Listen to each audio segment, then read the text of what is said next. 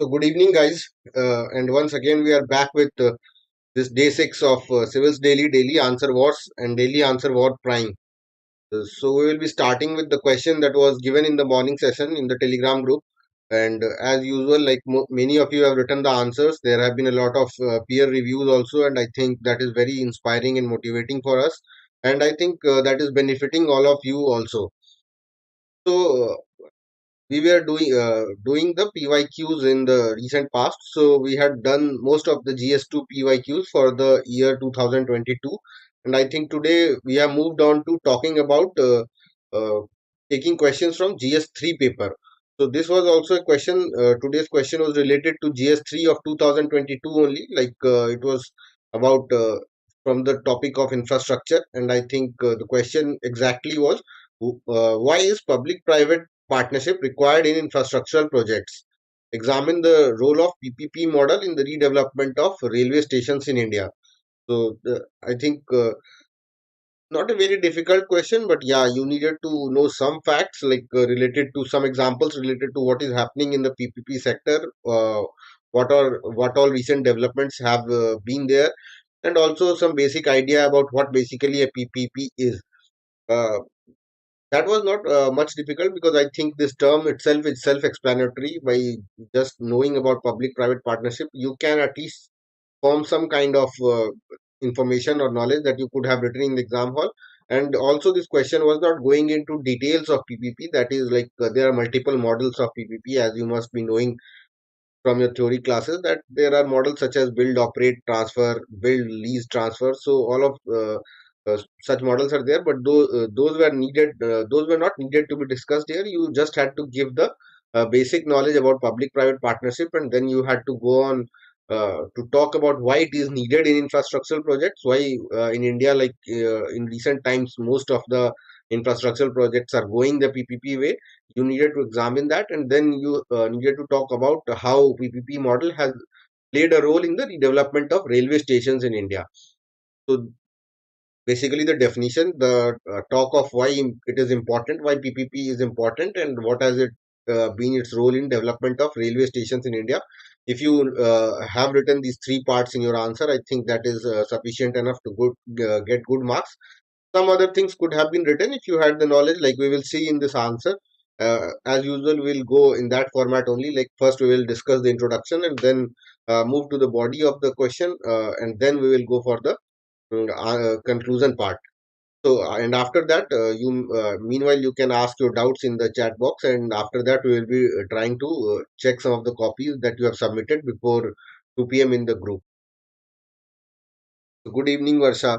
So, starting with the definition of public-private partnership, so it is basically a long-term contract between a private party and a government entity. So, this is very obvious, like self-explanatory, that public-private partnership is a long-term contract between a private party and a government entity.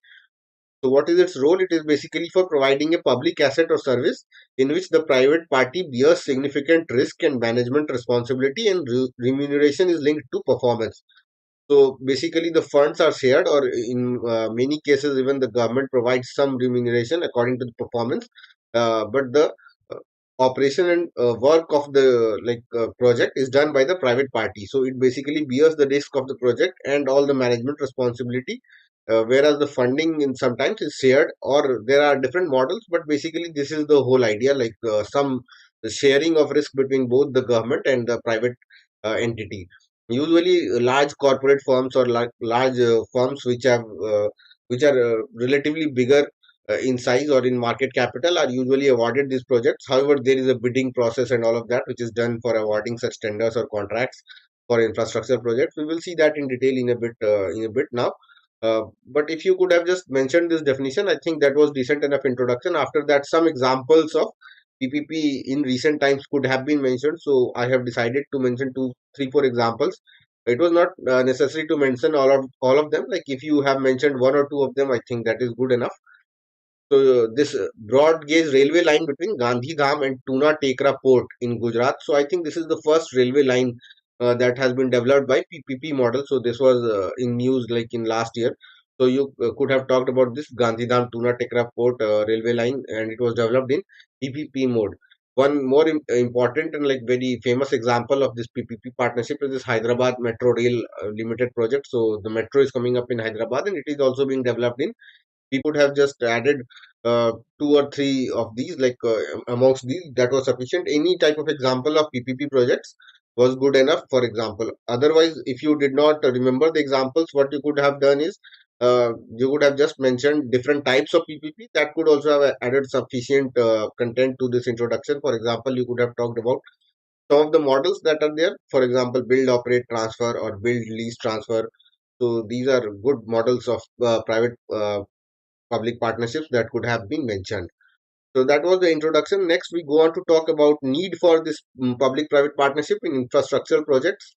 So if you if you think a bit about it, you will come up with multiple points here. It was not necessary to like cram all of these, but if you just think on like very say, straight lines, then also you will be able to come to different different points which you could have written in the exam hall itself. So the first and foremost, if there is a public-private partnership, so some part of the project is fine. 1 second, guys.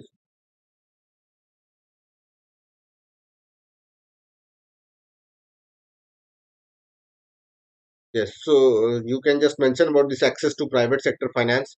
Next, all of us know that one of the basic advantages of private sector is that there is efficiency in the project completion. So you could have come up with that point, like faster completion of projects is envisaged when private sector takes over the job of the public sector. So with the efficiency of private sector, there will be faster completion of projects and reduced delays, and it will also lead to some improved outcomes. For example, the quality of infrastructure will be better because there is a mechanism of accountability and responsibility owing to presence of private players. So basically, these all points you will get to know whenever you study like benefits of privatization or private sector uh, projects in infrastructure or anything around private sector. If you study in detail, you will find that these are some of the common benefits associated with the private sector. So you could have mentioned this. Next is about innovation. So private sector will also try to explore all opportunities before awarding someone the tender or like starting of the project. So that is also one of the qualities.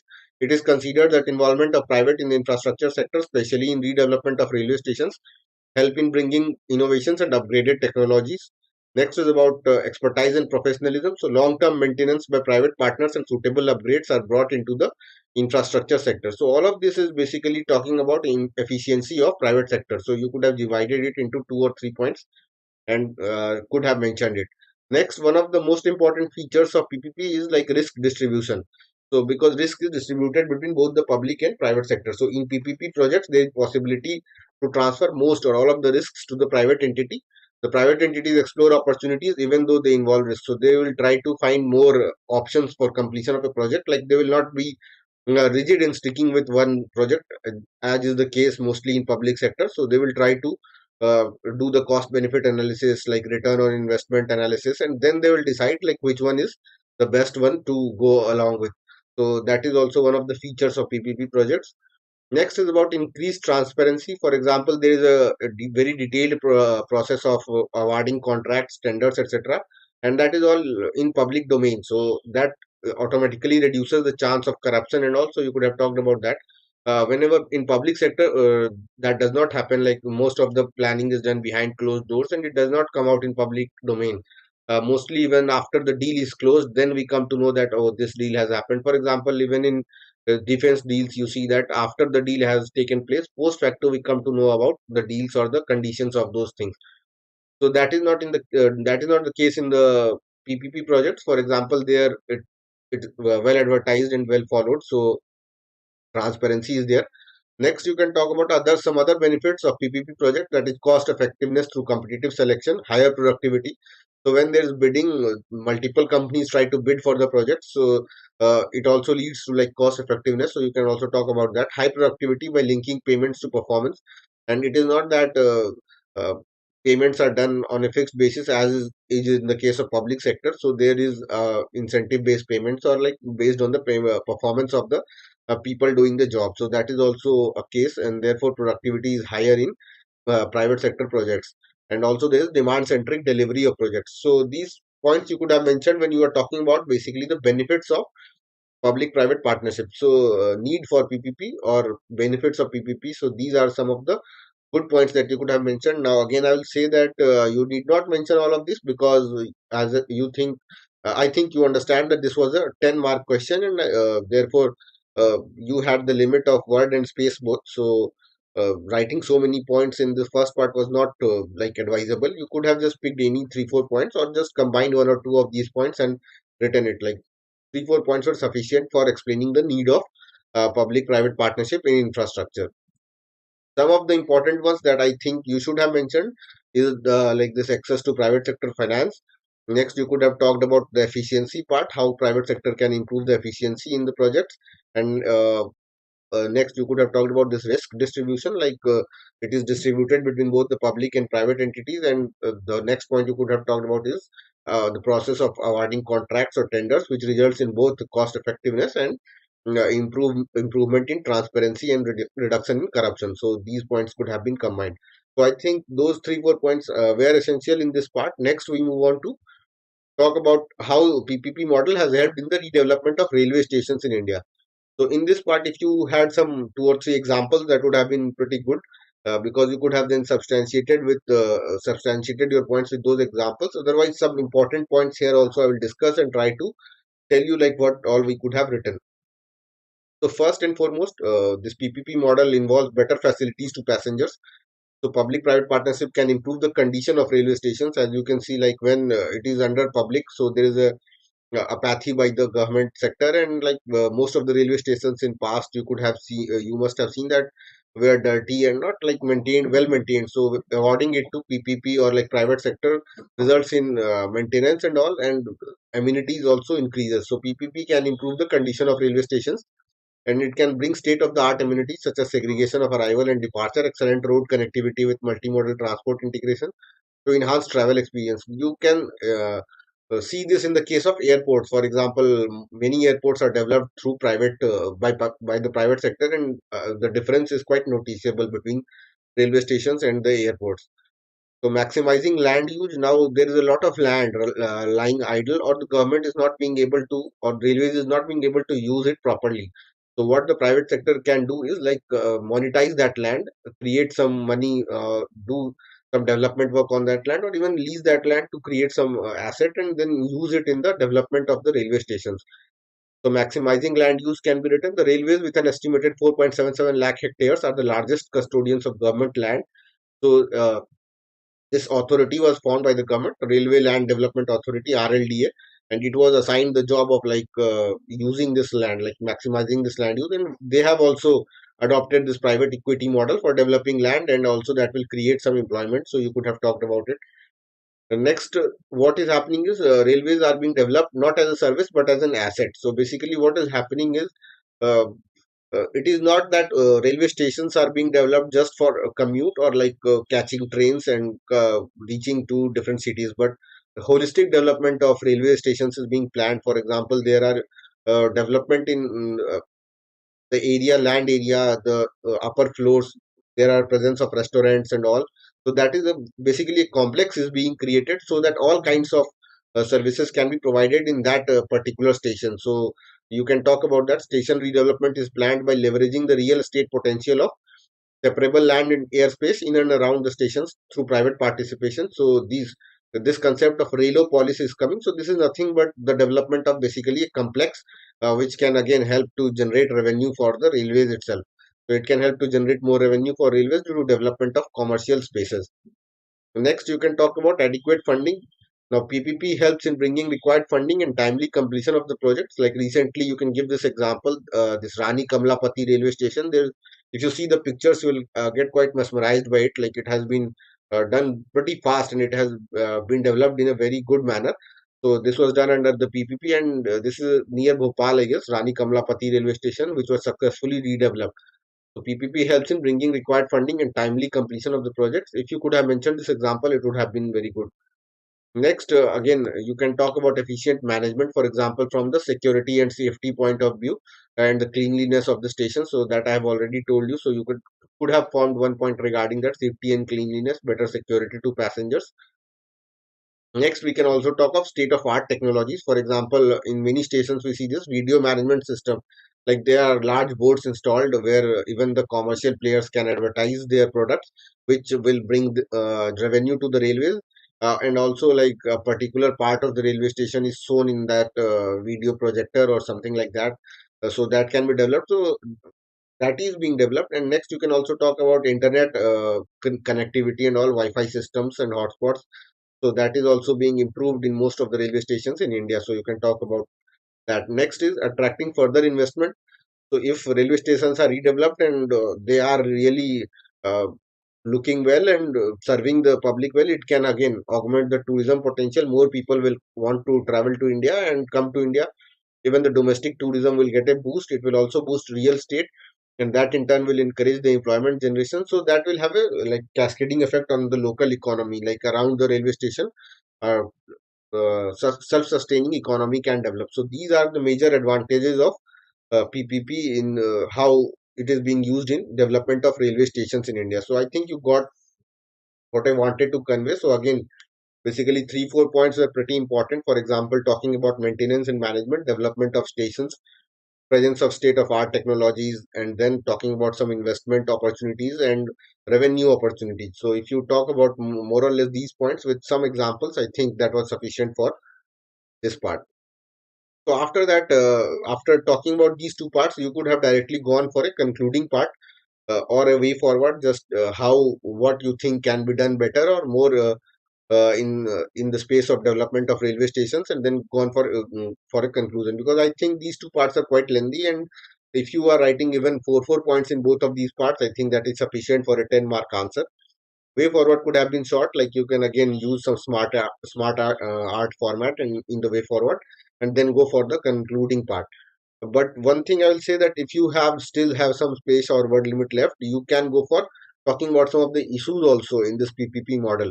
There was not necessary to like describe each of these, but I will suggest that even if you just mention some of the issues, it will be better, because the question is not just asking benefits of PPP model. It is it is basically asking the role of PPP model. So when they are talking about role, some of the issues, two or three issues with PPP model can also be talked about. So let us see what are some of the major issues. First and foremost, there is losses in employment. So as all of us know that if privatization is there, it comes with accompanies losses in employment, as the job security is not there. If you don't perform well, you are entitled to be fired. So that happens when PPP model takes over. Next is, if the private sector is giving so many opportunities or so many services, they will in fact leverage some user fee. So that is one of the concerns, because railways in India is considered the vehicle of all classes. Like even very poor people travel from railways, using railways, and that will certainly result in increase of user fee, and that will what that will lead to is like less focus on welfare, because then instead of uh, focus on the welfare of people, like making them reach their destinations, it will be like if the people who are well to do or sufficient enough to give the user fee can only use that services. So there will be a not a welfare centric approach, you can say. Next is there is some apprehension of corruption also in case of PPP model, because there are some dealings which happen under the table regarding the private sector players. So, or if, for example, you must have heard the news about that ICICI Videocon example, where Chanda Kochar was arrested in case of giving some contract to uh, some relative from Videocon. So that happens, like there is some way is found out, and corruption issues regularly crop up in the cases of awarding tenders and contracts. So related parties get this tender and contract, so that can come up again. Next, there is an absence of independent regulator. For example, we don't have a regulator for PPP projects specifically in India right now. So that again you can mention in way forward that there is a need of regulator. So this is also a problem, and there is a lack of accountability. So government is like accountable to the people of the country. For example, through elections every 5 years they go for test, and again if they are not performing well, they are removed. But that is not the case of private sector. So there is a lack of accountability element also in case of private public partnership. So again, two or three points out of these could have been mentioned, and that would have been sufficient. Next, we can go for way forward. In way forward, you can directly talk about this Vijay Kelkar committee. So this was formed regarding PPP only. So this committee has given some recommendations regarding public-private partnership. So you could have mentioned two or three of those. So first and foremost, it is about the formulation of PPP law. So there is no legislative or statutory law that has statutory uh, document that is there in the public domain about PPP. So one thing that we can do is legislate a law. The PPP law, which gives an authoritative framework to implementing executives, is necessary, and that can be done. For example, there should be a rule book like how the PPP project is going to go forward. Next, there can be review committee which is formed to look after the processes that has been taking place in a particular projects, especially the stressed ones where which are turning into like NPAs and also those things can be looked after by a project review committee. Next, you can talk about Swiss challenge method. So this was mentioned in the economic survey for awarding contracts to discourage unsolicited proposals. So this is basically uh, there is a proposal given by a private player who wants to develop something. For example, if some private player wants to develop a railway station, he can directly send the proposal to the government, and he can also send the quote the price that he requires for developing that railway station. Now, what the government will do, government will again make it public, put it in the public domain, and also the process through which the development will be taking place will be put in public domain, and it will again ask for bids from other players. Like if anyone wants to uh, bid for that project and agrees in a lower price, for example, lesser amount of funding requires a lesser amount of funding from the government than the one who had proposed earlier, then that person will get the funding or will be awarded the contract. Otherwise, the first person who had given the proposal will win the contract and he will be awarded the contract for development of that station. So that is basically the Swiss challenge method, and this should be applied in PPP projects. Next, as I talked here about lack of a independent regulator, so that can be done. For example, a national facilitation committee can be formed to ensure time-bound resolution of issues in this PPP sector. So this was basically the way forward. Again, if you could have talked about Vijay Kelkar committee, that would have given you some brownie points. Next, you could just move on to the conclusion, where I have just talked about the role of PPP in Indian Railways. Till now, I think it is quite good, and I think positives have. There are many positives rather than negatives of PPP in Indian railway station development. So I've talked about that. Indian Railways is just an example of realizing the benefits of PPP to accelerate infrastructural development. Now, to further foster the successful implementation of PPP projects, a robust PPP enabling ecosystem and sound regulatory framework is essential. So, this is again a bit futuristic that we are doing well. Like railway station development has been good, but still there is scope for some more development. Like there's always the scope for betterment in everything that you do. So, on that principle only, I have talked about that. Still, we can do something better, or like for example, ensure that these way forwards are implemented, and that will again make this process of awarding projects or infrastructure contracts to private players better. So you can talk about this in the conclusion. So I think that is it for today's answer. I think you got the framework of the answer. Basically, two, three parts were quite necessary. First was defining PPP, what it means, giving some examples. Then you needed to talk about why PPP is needed for infrastructural projects. Then you needed to talk about role of public-private partnership and development of railway stations. After that, if you had some leverage of space and time, you could have just talked about some of the issues and then gone for a way forward in conclusion. So that is the pattern of today's answer. Next, we will try to look towards some of the copies that you have submitted and check whether you are on the right track or not. So first of all, Varsha's copy.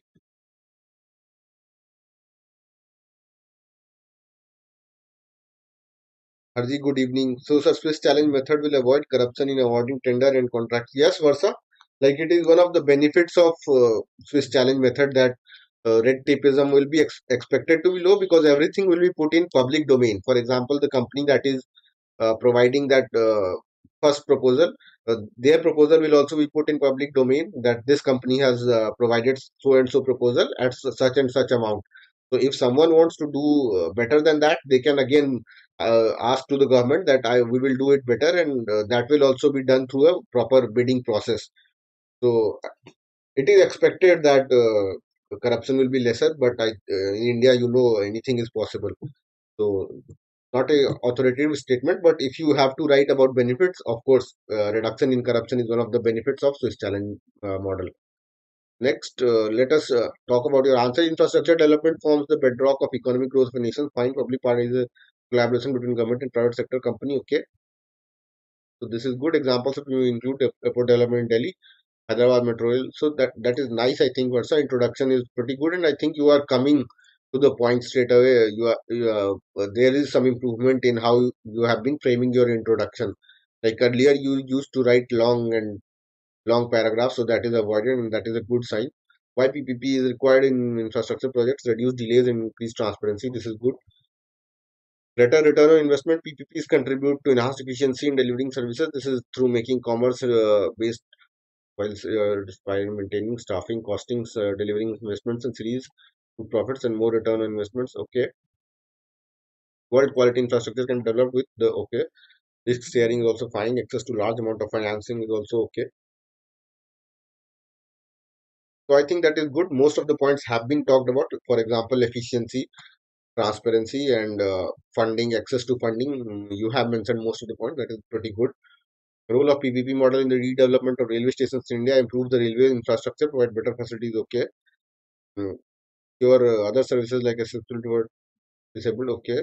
PPP can improve remote connectivity, development of long pending station. Okay. Maximize land use, railways with an estimated the largest custodians of. Okay.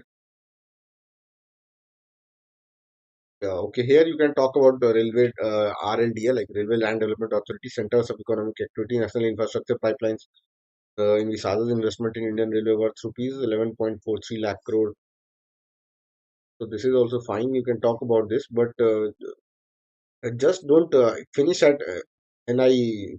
For example, National Infrastructure Pipeline is fine, but then mention like how PPP will help in improving this. Like suggest some step towards that. We developed railway station to attract investments. The potential will be augmented. Real estate. Okay, fine. Is based on the premise of a mutually beneficial relationship between government and private companies, and it is in line with Goal 17 of okay, means that, revitalize the global partnership for sustainable development. It will help India achieve the goal of a 5 trillion economy. So I think that this is a pretty good answer. I think most of the points you have covered overall in both the parts of the answer. Major parts of the answer have been covered. What you could have just added is like a basic way forward and basic issues, that is challenges with this model, PPP model. If no need to explain those points, neither the challenges nor the way forward. Just if you could have mentioned in a flowchart format or a half spoke diagram format, that would have been sufficient. Just give some arrows and talk about those challenges broadly.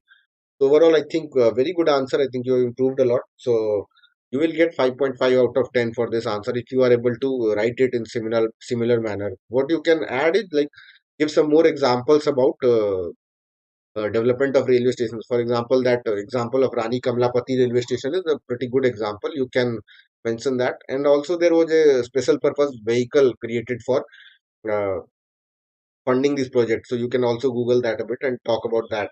So those things you can mention. Those examples will make your answer more value rich. That will basically be the value addition. Otherwise, I think point wise and concept wise, your answer is pretty good. Most of the things you have mentioned, and I think that is good enough. So 5.5 out of 10 you should get for this answer, Versa. Next, we move to Anirudh's copy. The public-private partnership is a collaboration between the government and private sector. Company builds infrastructure. So, okay, but PPP is required. Okay, so Anirudh, you can just mention one or two examples of PPP projects here that is missing. Why PPP is required? Efficiency, attract funding. This is fine. Advanced technology. The private company, okay. Reduces fiscal burden. Infrastructure building from government alone. Okay. Role of okay. So here you have mostly talked about efficiency in funding. You can also talk about like transparency or corruption. Well, I think tenders are awarded and contracts are in public domain. So those things you can mention if you want to, if you have some like space and all. Next, let us move to next part. Role of people in development railways. Improve facilities, good help in image building. Uh, okay, but image building is not a very important issue. Like, but there are many more tangible benefits. So talk about those first. This you can mention if you are like short on points and all. So goal of any infrastructure should not be image building. It is good that we will. better you can frame it according to statements like boost in tourism potential, or people will come more. So that is a economic activity that you are linking with improved facilities. But just talking about image building is not a pretty good idea. So you can just mention it in later part of the answer. Lesser accidents is fine. Here you can talk about safety and security. Railway infrastructure is okay, can help in railway infrastructure augmentation. So fine, this is good. Again, here you can talk about some examples. For example, you can talk about that railway Kamlapati station in Bhopal. You can also talk about video management systems. You can talk about commercializing these railway stations. For example, uh, there are many restaurants and hotels being opened in railway stations, which will add to the revenue of the government. Then you can also talk about using the land of the railways, for example, that can be also used to generate revenue. So those are some important things that PPP will enable, and I think you have missed those points. So you could have added that. Challenges coverage to limit scripts only, no passing, okay. Increase railway fares, this is fine. Absence of equipment, this is also okay. Way forward is also good. As the economy progresses and development of a country is mainly linked to the infrastructure of the country, PPP model has built good infrastructure, improves the overall development of the country. So this is also fine. I think challenges way forward, and first two parts about introduction and why PPP is required is also good. But I think you could have improved upon your body. Some more uh, concrete, or you can say tangible benefits should have been mentioned. For example, talking about uh, generation of revenue, and also that would have added some flair to your answer. And here also you could have mentioned some examples of PPP projects. So overall, I think you will get still uh, 4 out of 10 for this answer, Anirudh. Just try to add some value in your points, so that will make it better. Next, we move to Nisha's copy. Public-private partnership is a cooperative arrangement between public and private sector, typically long-term nature. So this is okay.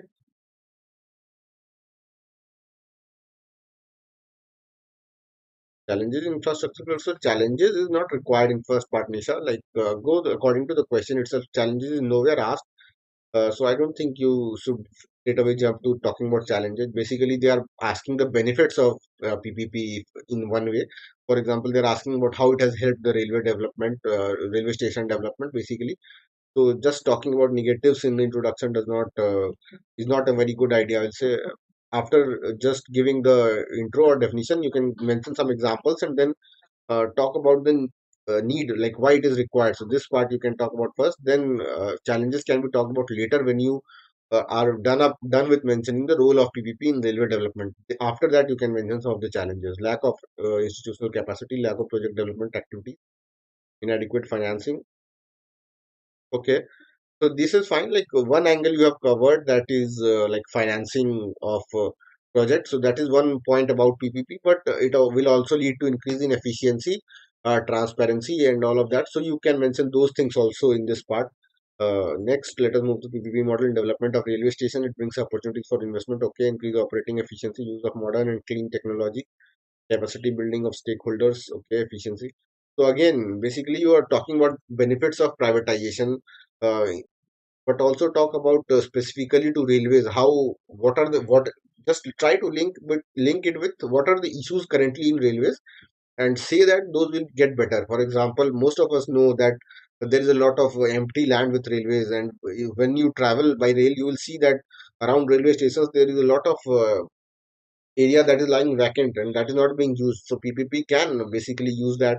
Next, you can talk about development of stations itself. There are many multiple stations in India right now which are very underdeveloped. You will see that there is a lack of cleanliness, not dirty. Just compare it with the airports and all, because that is very stark example of how private sector does its work and how government has been doing its work till now. And just incorporate those ideas in your answer along with some examples, and I think that should be a very good answer. So you can mention those things about commercializing, revenue generation, economic generation, employment, tourism, etc. In this part of your answer. PPP model is very efficient in tackling infrastructure problems when headed by government measures. Okay, this is good. Again, like this, you have combined basically way forward and your conclusion. So you can write this, but if you can mention the Vijay Kelkar committee recommendations in a separate way forward, that will be good. So overall, I think you will get 3.5 out of 10 for this answer, basically because I think in introduction those challenges were not required in the first place, and the body of your answer could also have a bit better content. So that is it for today, guys. I think I tried to review some of the copies and I have seen some of the peer reviews also. So you are all doing pretty good. We'll update the copies in some time and try to note down the good points in your notes and make your war notes ready. And again, we will meet on Monday with new question and an evaluation and feedback session in the evening. So that's it for today, guys. Keep on writing your answers and keep improving as time passes. So thank you very much. We will meet on Monday again.